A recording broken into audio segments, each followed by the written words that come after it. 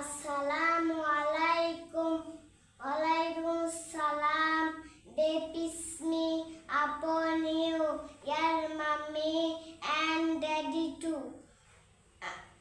এক নম্বর হাদিস শরীফ আকুলিস দীনাকা ইয়াকফিকাল আমালুল কলিল।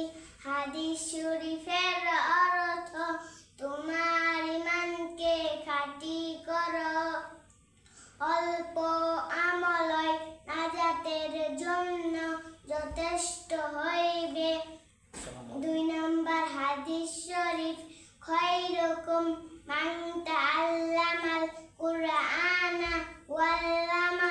তোমাদের মধ্যে সর্বোত্তম ওই ব্যক্তি যে কুরআন মাজিদ শিক্ষা করে, যে অন্যকে শিখায়। আসসালামু আলাইকুম।